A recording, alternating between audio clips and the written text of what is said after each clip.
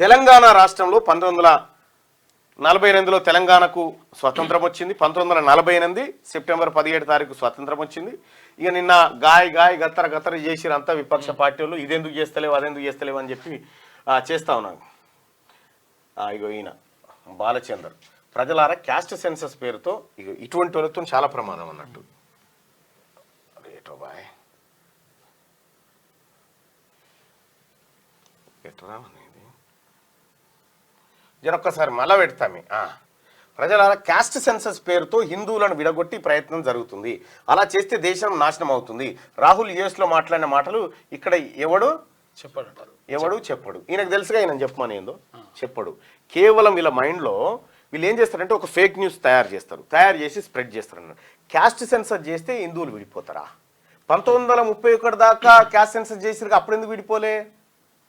ఇప్పుడు కొత్తగా ఎందుకు విడిపోతారు? విడిపోయేది హిందువులు కాదు, చిన్న భిన్నమయ్యేది బీజేపీ. హిందువులందరూ ఒక మూటగట్టి వాళ్ళ భావోద్రేగాలతోని డ్రామా ఆడేటువంటి బీజేపీకి కష్టం అది.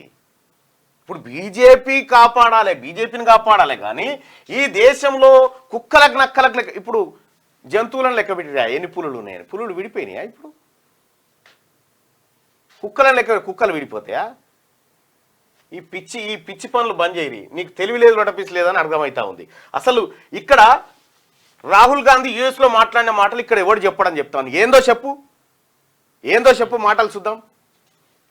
ఏ మాత్రం లేకుండా బుర్రలో 1% వాడకుండా లేని అంశాన్ని ప్రజల్లోకి తీసుకొచ్చి ప్రజల్లో కలవరపట్టాలని ఇవాళ క్యాస్ట్ సెన్సస్ చేస్తే నేను చెప్తా ఉన్నాగా బీజేపీ పుట్టగతులు లేకుండా పోతుంది. అందుకే బీజేపీ దాన్ని అడ్డుకొని ఇటువంటి వాళ్ళని తయారు చేసి చెప్తుంది అన్నట్టు. క్యూ న్యూస్ ఛానల్లో పనిచేయటకు అనుభవం గల సీనియర్ వీడియో ఎడిటర్స్ కావాలను సంప్రదించవలసిన నెంబర్ 8688926084.